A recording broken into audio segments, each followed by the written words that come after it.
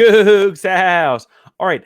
Transfer Mylik Wilson is back in the transfer portal, which means basketball has another scholarship to look at. You are Locked On Cougs, your daily podcast on the Houston Cougars, part of the Locked On Podcast Network, your team every day.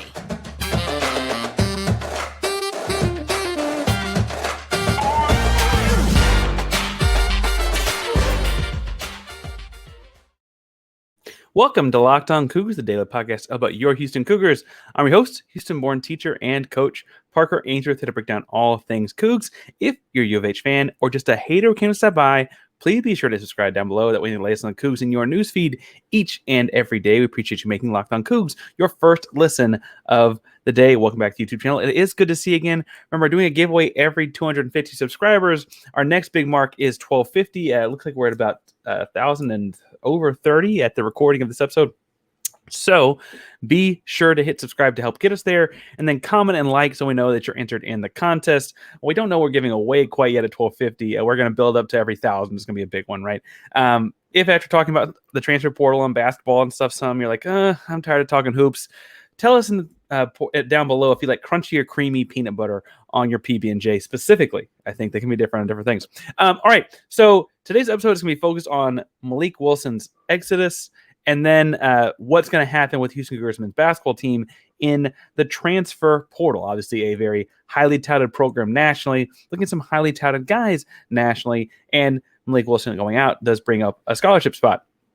And I understand there's a lot of football scholarship portal talk going on right now. Houston's got a lot of spots in the football portal as well.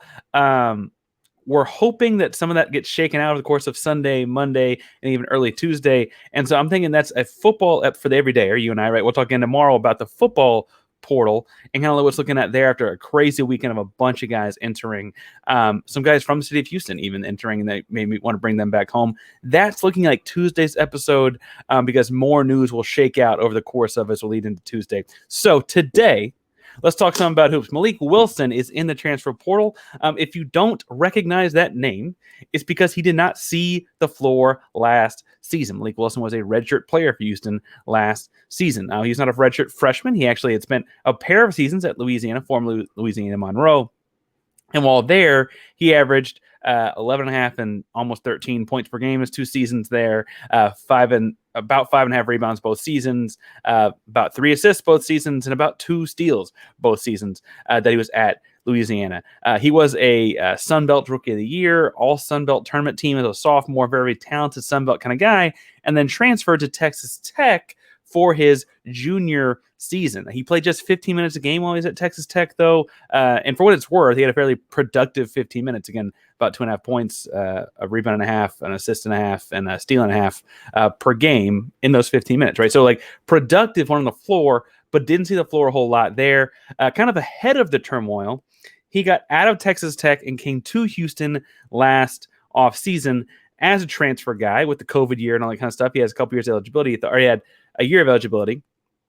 Actually, I had 2 years of eligibility, I'm sorry. But then he redshirted to not play this past season because with Sasser coming back and Shead and Mark, and then you brought in Arsenault and Sharp, you suddenly looked like you had a bunch of guards in the rotation, and it was going to be hard to find him minutes. And so he obviously left Texas Tech looking for minutes, and so he came to Houston and was a redshirt guy. And I want to point out a couple things. One, Houston did want Mylik Wilson the entire time. They offered him out of high school, it looks like, and they offered him again in the transfer portal after he left Louisiana to go to Tech, and then they finally offered him, and he came the third time. Houston wanted Mylik Wilson on campus. I don't mean to say that he's not wanted, even though he didn't play last season.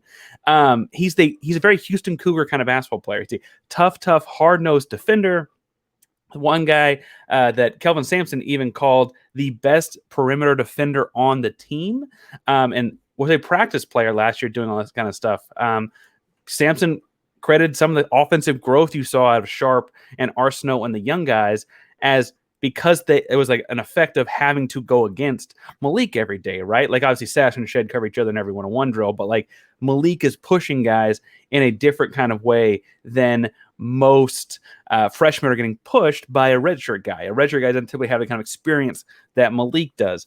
Also worth pointing out, he is a crazy explosive athlete. When we got to go watch the red and white scrimmage, I remember me talking about like he has crazy bounce. He gets up in a hurry and he has a great second bounce. By that I mean he's like laterally explosive and then up on the second bounce, and he floats on that second bounce. Gets really high in the air. I was impressed by it. I thought he was an immediate lob threat. He's a long, rangy guard, and so I don't know if he'd be a kind of small forward spot that we played Tremont Mark at some. And I admittedly, because of those athletic tools, already had him penciled in the rotation of the backcourt next year for me. I know that things are getting more crowded once you add Damian Dunn and you add LJ Cryer. You're bringing back Arsenault and Sharp. I'm assuming Shead is back from the NBA combine stuff. Right? He's going to go test the waters and whenever come back. You're adding in Cordell Jefferson from Arlington Martin. He'll be a true freshman, a very talented one at that. I also feel like at the end of the day, I just thought he was a rotational guy for Houston next year, and I thought moving to the Big 12 would be a good experience. Like him having a year in the Big 12 at Texas Tech would be a good, he'd be moving up in the world, right? Kind of helping Houston move up in the world. And I don't mean this dismissively. I think Houston didn't have a plan because they kind of thought the same. Houston did not reach out to a bunch of guys in the transfer portal in basketball this offseason. They have been looking for a bunch of guys because they feel fairly strong about their roster, bringing in some very talented big freshmen. They got a great bunch of guards coming back, and they added 2 of the best guards in the country in the transfer portal. That was enough. They didn't reach out to a whole bunch of other guys, and so Wilson kind of opting into the portal late indicates he was reading writing on the wall as far as having trouble making into rotation, because it appears if you follow his track like we start off with, he is looking for places to get real minutes at high-level basketball, not the Sun Belt, right? Because he was doing that there. And so clearly he's got some indication that's not happening.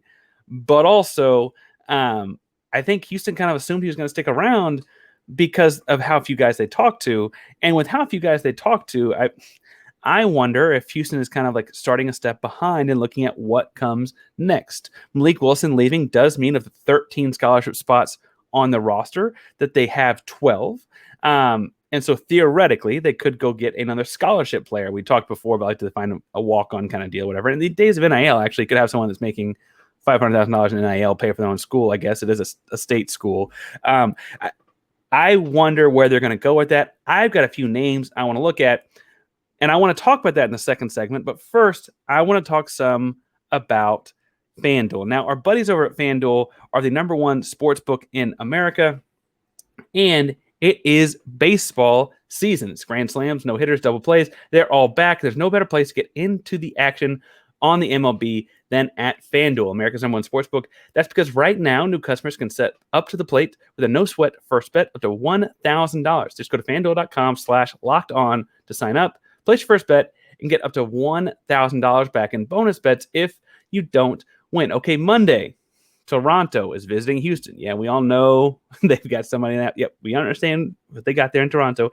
But they've actually got the Blue Jays favored by 1.5 runs coming to the juice box here in Houston. And I have to say, I'm taking the Astros in that. I mean, Javier's on the mound. I'm feeling good about Houston. We just saw him put up a bunch of runs on Saturday. I'm feeling good. I think they'll peel this one off. I think things, obviously we're just trying to steady the ship until Altuve comes back, but I'm thinking Houston's okay. I'm thinking Houston at least keeps it closer than 1.5 runs. And I think Houston wins outright, but that's obviously me. I'm a little slanted here. But I'm taking that bet and I'm telling you to do it at FanDuel. Don't miss your chance to get a no sweat first bet up to $1,000 when you join FanDuel today. Just go to FanDuel.com/lockedon to sign up. FanDuel, an official sports partner of Major League Baseball. All right, so in looking at options for what to do with Mylik Wilson leaving, right? We talked about before when that 15th spot was there, but it was not a scholarship spot. Like, do you look for a big? Do you look for a wing? Do you look for a whatever? We talked at one point about when we signed LJ Cryer, like, is that too small a backcourt? You need other guys. And I kind of have 3 guys that I see as potential fits. One just hit the transfer portal and is a very coveted name that will probably draw a lot of big time eyes. We'll talk about him at the end. Bryant Selebangue is a guy I want to talk to him about because I think he's a very Houston Cougar type basketball player. But first, I think the most obvious need for Houston, if they're going to move Juwan Roberts to the power forward spot, is at the center position. And I think that means we have to talk some about Alex Yetna. Now, he is consensus in the top 20 of true bigs in the transfer portal this offseason. And I think that's in part because he's so old. So if Alexis Yetna sounds familiar, that's because he kind of is. He started off at South Florida, and we remember playing against him at South Florida, right? He's when I say old, I mean he is not quite he's not quite a Memphis Tiger old, but he is an old college basketball player with a year left of eligibility. And that year for Houston would kind of give Houston time to continue to find their ducks in a row for other bigs. They're looking for guys with experience. I mean, Javier Francis is going to be a strong center, I feel like, for Houston. But he hadn't played a whole lot. He's still working into the game some. Whereas Yetna is like 24. And when he is 24, I think it's worth pointing out, like, he's had some like hiccups along the way. So he was supposed to be freshman in 2017-18. That's a long time ago. Yeah. He was, we'll get to that in a second, but he was supposed to be a freshman in 2017-18, but deemed ineligible because he took too many years of prep school before that in coming to the United States from France. Now, I have opinions on that, but he was ineligible to play in 2017-18. So his true freshman year was 18-19. I guess his redshirt freshman year, because they called that first year a redshirt because it was his first year. Anyway, and he played pretty well that season. He was American Athletic Conference Rookie of the Year. For references to when this was, that was the same American Athletic Conference all-conference freshman team as Nate Hinton. Yeah, that Nate Hinton is that far back in the repertoire as far as when he was a redshirt freshman. But in the offseason following that, he gets a knee injury. And so he misses his entire sophomore season and part of his junior season with said knee injury. But that's a medical redshirt. So he takes another medical redshirt on the season he missed entirely. The season he played partially, if you're doing your math, yes, that was the COVID year. So neither one of those 2 years count. He then ends up transferring to play for Shaheen Holloway. You remember Shaheen Holloway had the St. Peter's run in the tournament and then went to Seton Hall. That is where Yetna ended up next when he transferred out of South Florida. And he played fairly well in his first season there. But then in his second season there, this past season, 2022-23, he never got on the floor. He was dealing with lingering knee issues early in the season. That, I put in air quotes because there's no other diagnosis there anywhere I can find online. And then sometime in January, it became very clear that Shaheen Holloway was not going to play him. I forget what the exact quote in the press conference was, but it was an emphatic, like, this guy's not playing this season. Stop asking about it, because people were asking. People are excited to see him come back and make an impact in Big East basketball. Big East had a great basketball season, and people thought Yetna could come in and kind of help elevate Seton Hall in that Big East basketball landscape. For what it's worth, he's on the floor at South Florida. He was like a double-ish kind of guy. I mean, 12.5 points, 9.5 rebounds. So he's flirting with that every night.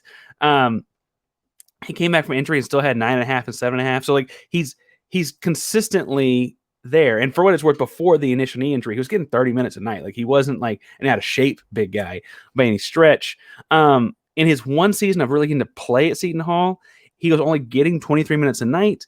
And that's, again, after, knee injuries and this and that and the other thing, 23 minutes a night, but he was getting 8.1 points and 7.6 rebounds. So he was productive in that time. I think what's interesting about him is, so first of all, he's a low post traditional big guy. Like, think like 1990s, early 2000s bruiser of a center kind of game. Uses his body well, uses contact well. He does float to space well when other guards are driving and catch drop-offs. I think that would pair him really, really well with Juwan Roberts. I think like Juwan Roberts is the high post, him as a low post work great. I think when you think about all the times that Jamal Shead had great drop-offs to Juwan and Jarris last season, those are all finishes for Yetna as well, right? That's boop, boop, boop, all the same kind of stuff. I think schematically he's an easy low post fit. Offensively, defensively, if he's up to snuff athletically, and I say that because we didn't see them this season, right? Like we just didn't get to see him this season. Athletically, I think he does have the ability to be what Houston wants out of a big man on the defensive end. And frankly, I think pairing he and Javier both getting in the 20-ish minutes per game kind of thing would make both of them better, right? Having to play 20 minutes and coming sideline getting coach for Javier, or playing 20 minutes coming sideline getting breaks for Yetna might be the best way to get both of them on the floor. I was surprised, admittedly, to read that he's only 6'9", 230 listed. And I don't mean to say like he looks heavier. He's a very well-built athlete. I just more mean that like he's so long, he's got a very positive wingspan, so longer than he's tall, that he plays more like 6'10", 6'11", if not a 7-footer at Seton Hall, right? So I saw his clips at Seton Hall and was like, oh, this guy might have grown some or what. No, like he is still listed at 6'9". He's just that kind of long. I was surprised in watching his film from Seton Hall compared to what he did at South Florida. He shot more threes per game at Seton Hall than they did at South Florida, but at a worse clip. So, take that as you may. I don't think Houston will be making money with him as a three-point shooter as far as spacing the floor goes, but he certainly has that ability to step back and make money around them, make defenses stay honest. Again, he shot better percentages from three at South Florida, but was asked to shoot a little bit more in his 1 year on the floor at Seton Hall. I think he's a good fit for a low post big man because it still allows you to grow and develop JVR, as well as all of your other bigs. I mean, JoJo Tugler or Jake McFarland or all the young guys you're bringing in too, because I don't think Yetna can play more than 20 minutes a night based on him not having done it in a long, long time. But that means the other 20 minutes are some combination of Francis and the young guys. And I think that's actually long-term, because I think long-term Houston's got great bigs. They're just really young. I think long-term that might be a good solution. Again, would I like him to be 7 feet tall? Yeah. Was it surprised that he wasn't closer to 7 feet tall? Honestly, yeah. He's long and he plays in defensive rim very well. And so I think he's high on the priority list for guys that Houston's looking at for that 13th for that next scholarship spot. And he'd be able to come in and step in right away. Now, he's not the only guy on my list, and I got a couple guys that I want to get into. So let's jump into the third segment and get into them as well. When I look at guys looking to get into Power 5 conferences, I think of like who fits the Houston mold, because truthfully, the Houston 5, if you look at the way that Houston plays offense and defense, it's a lot more about motor. It's a lot more about aggression. It's a lot more about defensive instincts. And it's frankly a lot less about like, well, how many counter moves do you have off of your perimeter driving game, right? Like, I'm not looking for a bunch of spins and crosses and this thing. Jarris had some of that, and that was why he is special, right? And he was a power forward, and he will be a top 5 pick in the NBA draft, right? Like, that's great. But that is not what Houston needs on a night-in, night-out basis from that spot. I really like Bryant Selebangue from Tulsa. Now, you look at me and you say, Tulsa, they stunk. They did. They absolutely did. But Selebangue is 6'9", 215, has 2 years of eligibility left, and high-flying kid. Like, kid can jump out of the gym. And I almost wonder if, Tajay was very great, but like, can he replace Tajay Moore some, right? Can he be like that kind of a role in Houston? I don't know. He might not be that good, but can he be close enough that Houston can get by, again, with a rotation of other guys at the center spot? I was most impressed with Selebangue's high motor, both in the Houston games themselves and in scouting him before those games. He's got a crazy high motor. He's super active, and that's what makes him stick out to me as a Houston Cougar type of basketball player, right? That's what I like to see out of Houston's bigs. Now, Coach Kelvin Sampson, I guess really Kellen works the bigs. That's what Kellen does so well with the bigs, right? He also does not do things he can't do. And I think that's really important when you look at a team that's going to have very talented guards. He had 91 of his field goal attempts were at 91% of his field goal attempts were at the rim. That means dunks and layups, and that means he's just finishing dunks and layups. That's all he's doing, right? That's big time, especially when you're going to have like guys like Cryer and Dunn and Shead and Arsenault and Sharp from the outside. Cordell, I'm telling you, you're going to love Cordell when he comes in. those guys are all going to be attacking them and that kind of stuff. And he doesn't need a bunch of dribbles to do things, right? Selebangue, like he just needs, he'll be that same motor running around flying, and it's drop off here, dunk, drop off here, lob, like all he needs, right? And I think that fits with what Houston needs really, really well. He is okay back to the basket. For what it's worth, 91% of his field goals were from the rim. About 7 were from like the elbows on like catch and 1 pound pull up kind of stuff from the elbows. And the other 2 were like traditional back to the basket, back him down kind of stuff. He finished well from the back to back kind of stuff. He just didn't get a whole opportunity. I think his field goal percentage being 62, I mean, that was 3rd best in the American Athletic Conference. That also to demonstrate how like he's a smart shot taker. He does a great job of getting to the rim and only finishing at the rim. He's not at the rim. He kicks it back out somebody else. He led the American Athletic Conference in rebounds per game. He was 2nd in offensive rebounds per game and 2nd in defensive rebounds per game. But when the first are 2 different guys, but obviously he's going to finish number 1 overall. He also was worth as far as like offensive rebound and defensive rebound percentages was in the top 20 in the country in both. And so I think this is the kind of guy that has the motor, admittedly having played at a inferior team and for an inferior program. And look, Tulsa may turn around one day. I don't mean to say they won't, but right now their basketball program is nowhere near what Houston's is. So I get why there's some hesitation. Be like, why are we going to pull this guy in from a team that struggled? And like, we pull in Damian Dunn. It's like, yeah, but Temple was really, really good. Dunn was their best player, right? Like those kind of things make some sense. Tulsa was not those things. I get the hesitation there, but I just feel like he fits what Houston does.